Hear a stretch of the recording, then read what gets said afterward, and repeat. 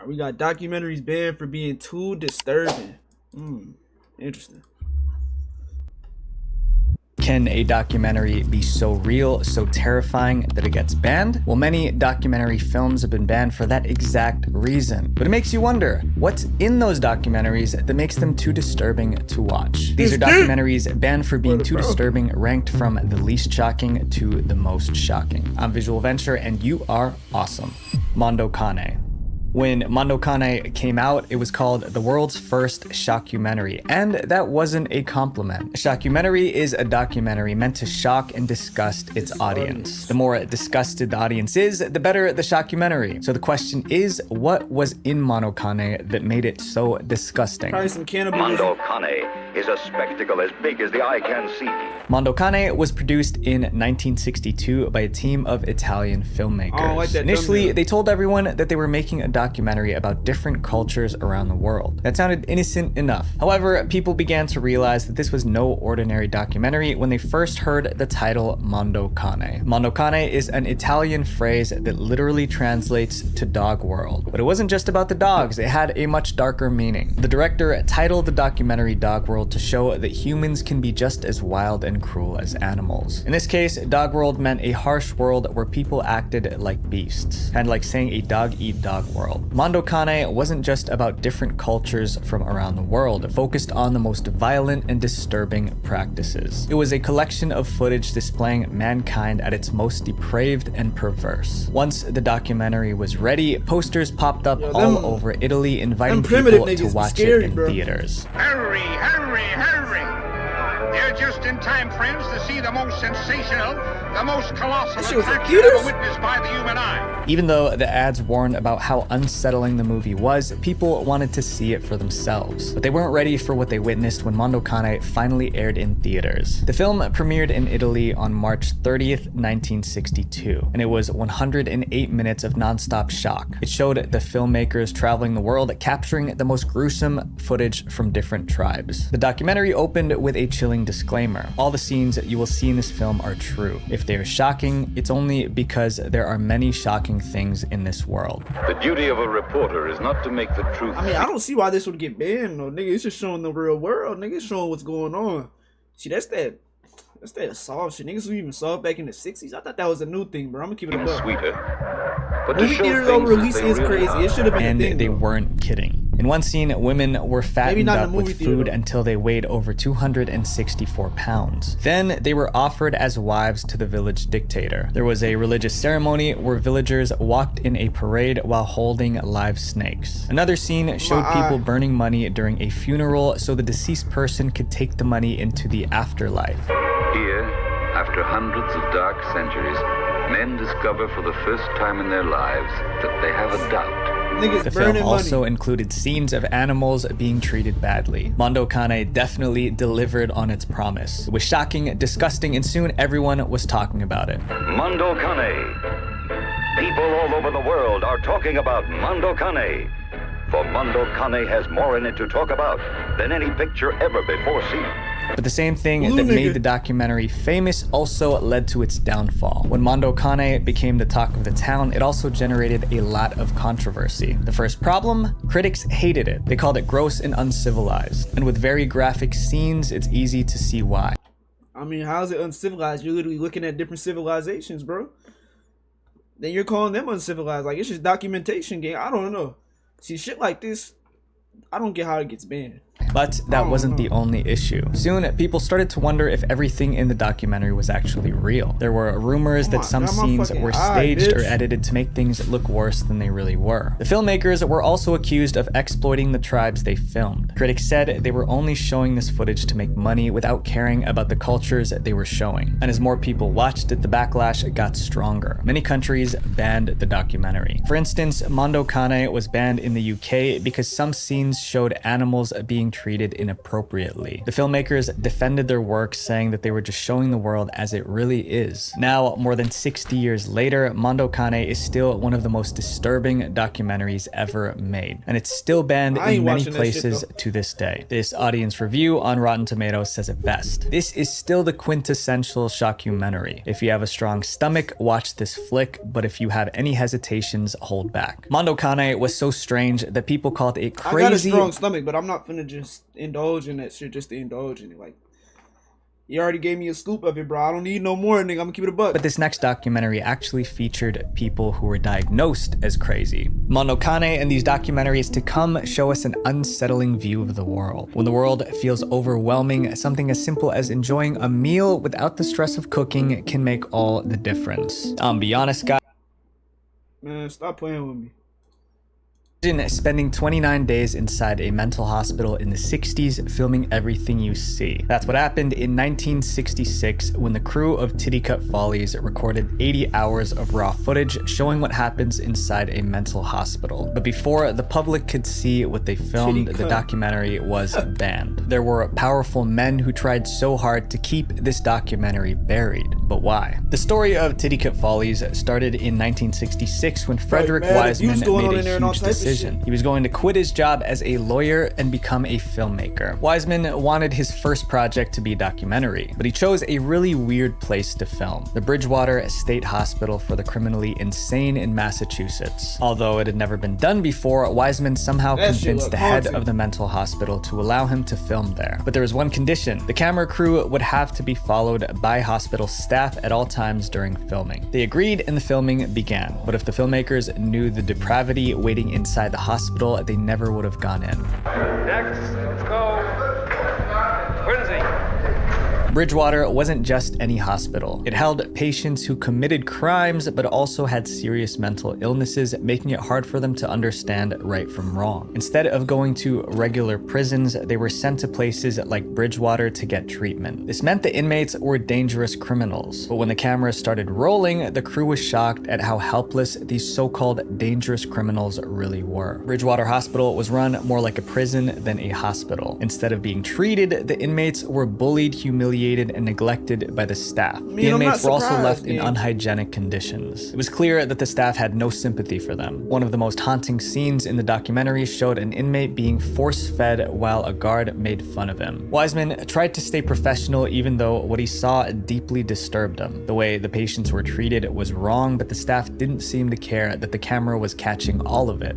With the help of cameraman John Marshall, the two-man team recorded interviews between patients and staff, daily rituals such as the cleaning of patients' rooms and interactions between the inmates. 2012? The crew spent 29 days filming the horrors inside Bridgewater and then spent a year editing the footage into an 84-minute film. The documentary didn't have any narration, interviews, or explanations. It just showed what life was really like inside the hospital, leaving it up to the viewer to make sense of it. When the documentary was finally ready, Wiseman couldn't wait for people to see the truth about Bridgewater. He arranged for it to be premiered at the 1967 New York Film Festival. Everything was set to go, but then, just before the premiere, something unexpected happened. A powerful group suddenly showed up and tried to stop the documentary from being shown to the public. As the premiere date approached, rumors started spreading that Titty Cut Follies contained unsettling footage of the patients being mistreated. That's when the Massachusetts government realized they could be in big trouble. If people saw the horrible things happening in the film, families of the inmates might sue them. After all, it was the government's job to make sure the hospital was running properly. And so the Massachusetts governor and other top officials took the film to court to prevent it from being shown. Their official reason? They said the documentary violated the patient's privacy and dignity. They also accused Wiseman of breaking an oral contract that was supposed to give the government control over what could be shown. But the director Wiseman wasn't going to give up easily. He wanted the world to see what really happened in the hospital, and he was ready to fight for it. And remember, he was a a lawyer before he became a filmmaker. This kicked off a long legal battle between one filmmaker and the Massachusetts government. Wiseman won the first victory when a New York state court allowed the documentary to be shown at the film festival. But ultimately, he was no match for the might of the Massachusetts government. In 1968, a Massachusetts judge ordered Tittycut Follies to be pulled from theaters and for all copies to be destroyed, claiming once again that it violated the privacy and dignity of the patients shown in the documentary. This was the first time a movie got banned in the United States for reasons other than obscenity, immorality, or national security concerns. It wasn't until over 20 years later, in 1991, that the court finally allowed it to be released. But there was one condition. The film had to include a statement explaining the changes and improvements had been made in Bridgewater since 1966. The War Game. The War Game wasn't just a documentary, it was a warning. Made in 1965, it showed what might happen if a nuclear bomb hit the United Kingdom. The documentary wasn't just about the explosion, it was about the chaos that would follow, the hunger, the violence, and the collapse of law and order. Because a nuclear attack never hit Britain, the director Peter Watkins had to use his imagination when making the documentary. He envisioned how the government would respond, how people would react, and what the aftermath would look like after a nuclear attack.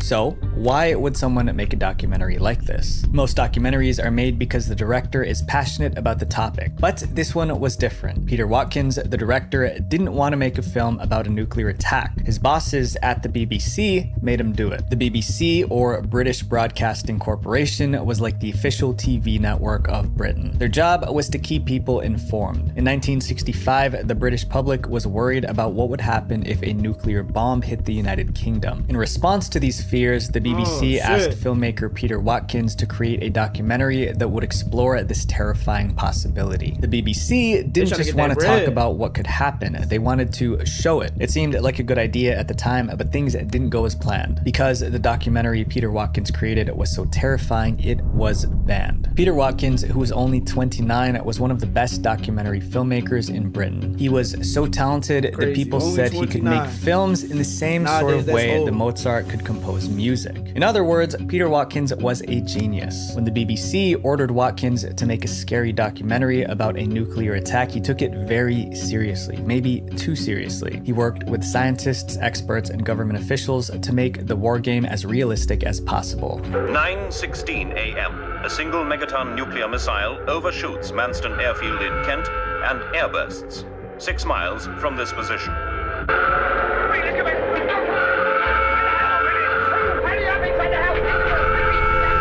The documentary showed people hiding in fear, neighborhoods destroyed, and people becoming ill. There were also scenes of citizens looting shops, firestorms, and whole cities reduced to rubble. Food supplies run out and the police are armed. Even those who escape injury go into a state of fear and shock from the things that they've seen. Throughout the documentary, a narrator explains how these events could really happen if a nuclear war occurred.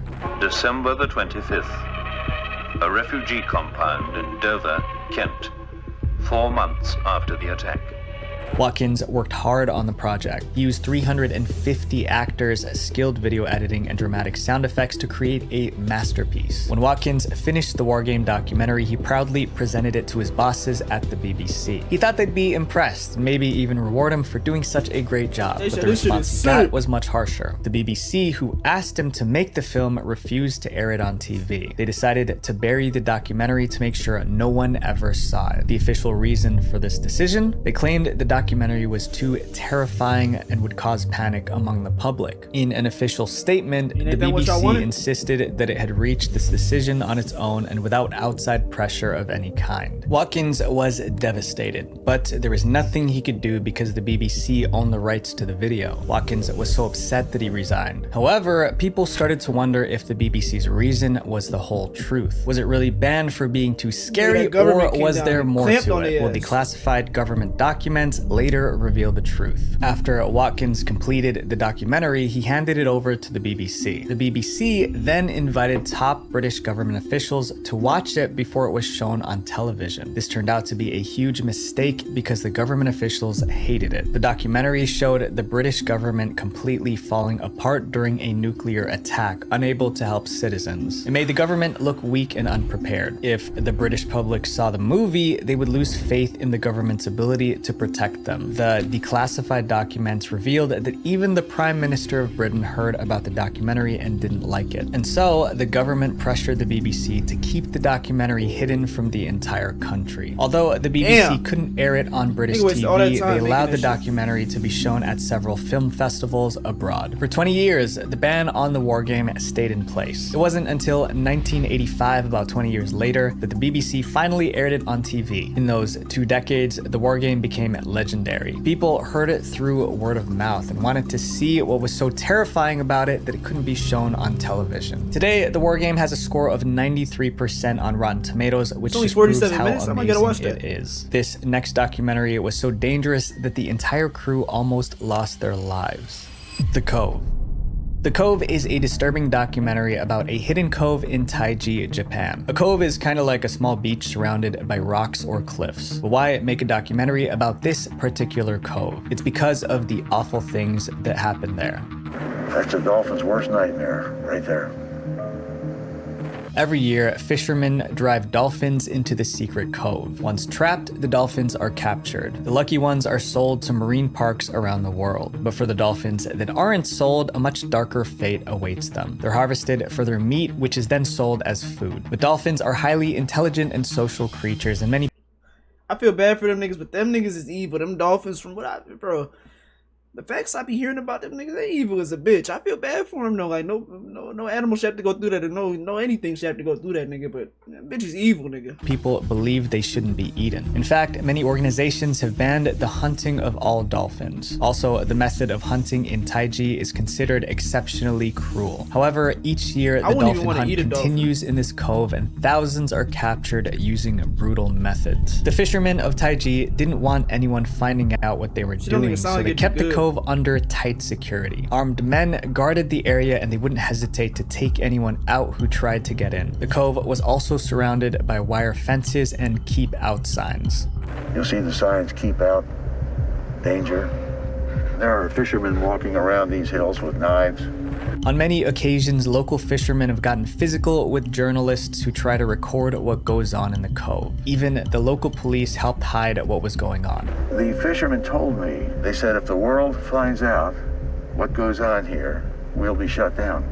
For decades, this cruel hunt was kept a secret from the world. That was until dolphin activist Rick O'Barry heard about it. He wanted the world to know how dolphins were being treated in Japan. But the real question was, would he risk his life to expose the truth? Rick O'Barry wasn't always a dolphin activist. In fact, he was once the guy who made dolphins popular on TV. In the 1960s, Rick trained dolphins for the TV show Flipper. He spent years teaching dolphins to perform tricks and entertain crowds. But everything changed after one of his beloved dolphins passed away. Rick realized that keeping dolphins in captivity was cruel, and he dedicated his life to freeing them. When Rick and his team of activists found out about the dolphin hunt in Taiji, they decided to make a documentary exposing the truth. But they knew it wasn't going to be easy. The town, Taiji in Japan, is very fierce in protecting its secret. Rick O'Barry and his team knew they couldn't just stroll in with their cameras. To get footage for their documentary, they would need to act like spies in a Hollywood movie. So they came up with a plan. Rick recruited an elite force of specialist divers, surfers, and underwater cameramen and special effects creators in order to expose the cove. Rick and his team entered Japan pretending to be tourists, blending in to avoid suspicion. Once they reached the town of Taiji, they executed the toughest part of their plan. So we've snuck in the middle of the night. Yeah. We set the cameras. These were the first prototypes, the first hard drive cameras ever made. We set those in the cove, and my team went to bed. The divers moved through the water quickly, placing hidden cameras disguised as rocks around the cove in the middle of the night. They also set up high-tech gear like underwater microphones to capture the sound during the hunt. Right. And I was hanging from a rope with black paint on like a ninja, and then we had to come back the next night to retrieve them. When I was hanging from the rope, I had a camera, so I'm watching it through the lens. The footage from the hidden cameras showed hundreds of dolphins being captured, and it was so brutal that it was hard to watch. But the footage didn't just capture the hunt, it also exposed something else too. The dolphin meat being sold in Japan was contaminated with high levels of mercury, which is dangerous. Eating meat contaminated with mercury over a long period can cause mercury poisoning, which can be fatal. When The Cove was released in 2009, the graphic scene showing dolphins being hunted made people sick. Viewers were angry and activists demanded an end to dolphin hunting. But not everyone was happy that the documentary was out. The film has drawn criticism in Japan from protesters labeling it anti-Japanese. The government believed the documentary hurt their reputation and gave a false impression of their culture. Unlike many Western countries, dolphin hunting wasn't illegal in Japan. Fishermen in Taiji also argued that the film was an attack on their way of life. Due to all the backlash, the documentary was unofficially banned in Japan. Whenever a screening was planned, protesters would show up and force the event to be cancelled. Some politicians even threatened people trying to show it in theaters. On top of that, the company with the rights to air the documentary in Japan got sued by someone in the film. But eventually, a few theaters in Japan managed to show the documentary. Unfortunately, dolphin hunting still happens in Taiji today, but The Cove shined a spotlight on the issue. The next documentary was so controversial that it angered one of the world's most ruthless dictators. Now, the creators of the film have to live in fear. I know exactly The what Red this Chapel. is. Red Chapel is one of those documentaries that feels more like a spy movie than a regular documentary. Released in 2009, it begins with a wild idea. A team of Danish filmmakers wanted to travel to North Korea to make a documentary about life under a dictatorship. If you know anything about North Korea, you'll realize how dangerous that idea was. North Korea is one of the most oppressive places in the world. The government controls every aspect of people's lives. Basic freedoms like the right to speak your mind or practice religion are heavily restricted. In North Korea, people have been arrested for seemingly ordinary things like having the wrong hairstyle, watching foreign TV shows, and wearing jeans. Things are so strict that even falling asleep when the dictator is making a speech can lead to a death sentence. North Korea seemed like the perfect place to make a documentary about dictatorship. But there was one big problem. They didn't allow visitors. To enter the country, you needed special permission from the government, and there was no way they'd let anyone in to come and film a documentary on dictatorship. The filmmakers knew they couldn't tell the truth, so they lied. They pretended to be part of a cultural exchange program, claiming that they were bringing a fun comedy show to entertain the North Korean people. They also expressed how much they admired the North Korean dictator. Two Danish Korean comedians, and they have come here to give pleasure to your people and pay tribute to your powerful and wonderful society. Surprisingly, the North Korean government let them in. But from the moment they arrived, it was clear things wouldn't go as planned. The North Korean government, suspicious of foreigners, kept a close eye on the group and controlled their every move. They were assigned a handler named Mrs. Pak, who made sure they only saw what the government wanted them to see. And the most difficult part was that they had to perform an actual comedy show.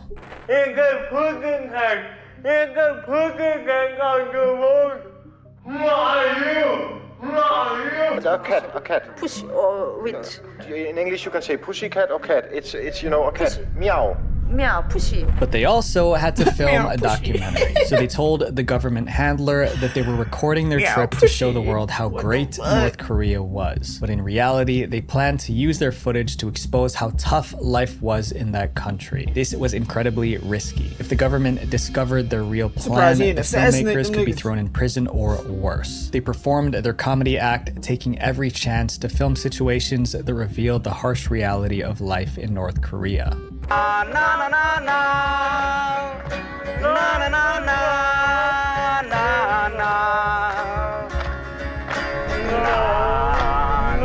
However, as they kept filming, they started to wonder if they were doing the right thing. They realized they were putting North Korean citizens in danger just by talking to them. Because if anyone was caught saying something bad about the government, they could face severe punishment. After finishing their comedy performances, they left North Korea and turned their footage into the documentary The Red Chapel. It was shown at multiple film festivals and got a lot of praise. But obviously not everyone was happy about it. The Red Chapel was banned in North Korea for mocking the regime. North Korean officials accused the director of lying to get into their country and even called him an animal. Even though The Red Chapel is still banned in North Korea, it won multiple awards around the world. The topic of our next documentary is something that affects everyone, but the way it was filmed was so graphic that people were too afraid to watch it. The act of seeing with one's own eyes. Have you ever wondered what happens to your physical body when you pass away? This documentary tried to answer that question, but ended up creating one of the most disturbing documentaries ever made. Entitled The Act of Seeing with One's Own Eyes, the documentary takes viewers to a place most would never dare to go, a morgue. And the camera keeps filming as real autopsies are performed on real bodies. So why would someone make a documentary showing real autopsies? It starts to make sense once you learn more about the guy who made it. The director, Stan Brakhage, wasn't your average filmmaker. He was an experimental filmmaker known for breaking the rules. Stan loved to talk about deep topics that pushed people out of their comfort zones. In 1971, Stan decided to make a documentary about autopsies because he believed people needed to face the harsh reality that everyone one day would pass away. The title, The Act of Seeing with One's Own Eyes, is a literal translation of the term autopsy. The word autopsy is derived from the Greek autopsia, meaning to see for oneself. But how did he get permission to film a morgue? Today, this would be almost impossible, but in 1971, when Stan made the film, things were different. He somehow convinced a morgue in Pittsburgh to let him film the autopsies. However, Stan had to promise not to show the faces of the deceased. In the documentary, Brakhage shows morgue workers performing autopsies. There's no music, no narration, no explanation, just raw graphic footage of what really happens. Because the footage was so graphic, the documentary couldn't be shown to the general public. Censorship boards thought it was too disturbing and would upset the audience. Without narration or educational content, people couldn't really see it as a typical documentary. Maybe if it had some explanations or scientific information, it would have been considered educational. Since most theaters refused to show it, the act of seeing with one's own eyes was screened mostly at film festivals and private events. Over time, it became known as one of the most unsettling documentaries ever made. Calling this next documentary horrifying doesn't do it justice. It's one of the worst things ever caught on film. Cannibal Holocaust. Oh, that's the legendary Imagine a documentary so this. shocking that the director was arrested for making it. And the crazy part, he was arrested because people thought he ended someone's life live on camera. The documentary at the center of all this drama was called Cannibal Holocaust. So why did the director create something so controversial? It all started back in 1979 when an American film crew set out to make a documentary about the tribes living deep in the Amazon rainforest. But there was something especially dangerous about the tribe they wanted to investigate. They were cannibals. It wasn't the smartest idea to wander into a forest looking for a tribe known for eating people, but that's exactly what these filmmakers did. The team, made up of a director, a writer, and two cameramen, traveled from the US and began their journey through the thick Amazon rainforest. It didn't end well. Those four documentary filmmakers were never heard from again. Most people assumed the worst, that they were captured and eaten by the tribe they went to film. But others believed the filmmakers might still be alive, lost somewhere in the jungle. Four Americans plunge into the savagery of the Amazon jungle to film a documentary. They never come back. Are they still alive? If so, where are they?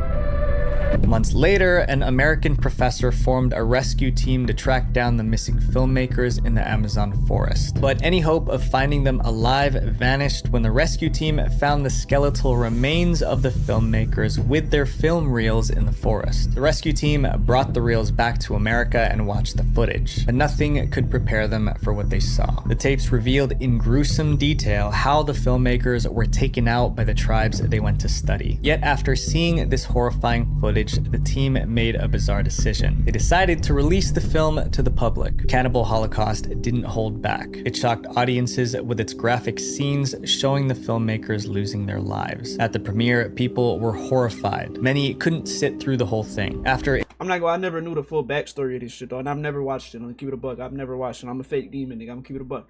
I never knew the full backstory. So they all died, and then their film reels just happened to be where they died at. That's very interesting, bro. I'm gonna keep it a buck. Its release in 1980, the documentary quickly was banned in over 50 countries because of its content. But here's the twist. There was something viewers didn't realize. It was a fake documentary. Everything was staged. The whole thing was actually a movie made to look like a documentary. The director even promoted I'll beat that nigga ass. I thought this shit was real this whole time. I'll beat that nigga ass, bro. I ain't gonna. I'll beat that nigga ass. Promoted it as a documentary and used a found footage style of filmmaking to make viewers feel like they were watching real events. By appropriating the techniques of the documentary world, Deodato had skillfully persuaded audiences into thinking they were watching real, uncut scenes. When the director announced that it was all fake, it surprisingly made the situation far worse because people refused to believe that it was fake. The scenes were so realistic that viewers thought the actors who lost their lives in the film were actually killed. The way they faked that scene and other scenes in the movie were, something that Hollywood special effects guys probably couldn't duplicate with millions of dollars. Things got so serious that the police stepped in. The director was arrested by Italian authorities and charged with murder. Even though he tried to explain that it was just a movie, the cops didn't buy it. They planned to use the film as proof that he was guilty. And it didn't help that the director made the actors sign contracts to not go out in public for a year after the film's release, all to make it seem like it was a real documentary. To avoid a life sentence, the director Deodato had to bring the actors to court to prove that they were still alive and explained how he used special effects to fake the deaths. The actors also appeared on an Italian TV show together to prove to the entire country that they were in fact alive. Deodato was pretty much a genius at the way he tried to fool the audience with the camera running out of film and stuff like that. Yeah, he was very clever. Even the native tribe shown in the movie wasn't real. Many of the so-called natives were just local actors hired from nearby towns. The backstory was fake too. No filmmakers were lost in the Amazon and no rescue mission was ever launched. It was all just a stunt to get people to watch this movie. The problem was that it worked so well that Deodato almost went to prison for life. As unpleasant as the film is and as crude as it is, he does have a pretty good grip of the cinematic technique. So why did Deodato make such a controversial film? He had a reason, though it didn't exactly make sense. He claimed he wanted to criticize how the media sensationalizes crime and violence to boost ratings. Deodato accused Italian news of showing real violent footage just for attention, and he wanted to show how wrong that was. But his explanation didn't calm people down. The violent scenes were too realistic that it remained banned in over 50 countries, even though everyone knew it was a movie. Earthlings. Niggas be fake deep. The Earthlings documentary had one goal: to expose the ways animals are used for food, clothing, and scientific research. But the footage isn't... What movie is this? It was Green Inferno, or no. Cannibal Holocaust, that's what it was called. Easy to watch. The documentary's director, Sean Monson... Can I say that? Yo, that's what they said on the video, bro. Hey, if I can get banned for that, don't ban me, please, bro. Please, Twitch. I'll beg you. I'm sorry, bro. And came up with the idea while working on a commercial about spaying and neutering pets. During that time, he stumbled upon the horrible conditions in slaughterhouses and other industries that used animals. What he saw was so disturbing that he felt like it was his duty to let the world see it. However, that was not going to be easy. The million-dollar companies running these industries wanted to keep everything quiet. If the world saw what was really going on in the factories and labs, it could destroy their business, and they weren't about to let that happen without a fight. To make Earthlings, Sean Monson used hidden cameras to gather footage from places like factory farms, research labs, and even circuses. The footage was raw and intense, but it revealed the truth. The message was that animals are living beings, not just objects, and they deserve kindness and respect. Many who watch Earthlings were inspired to change their lifestyles, opting for vegan diets or avoiding products tested on animals. Because of its graphic content. I can't kill animals like directly, but I can never go vegan, bro. They taste too good. I'm gonna keep it a buck. Some theaters and streaming services banned Earthlings because it was just too disturbing. However, the documentary found its audience online where people could watch it for free and share it with others. Today, Earthlings is considered one of the most popular documentaries ever made about the ethical treatment of animals. These documentaries show us just how dark the world can be. Alright, WVid though, that video.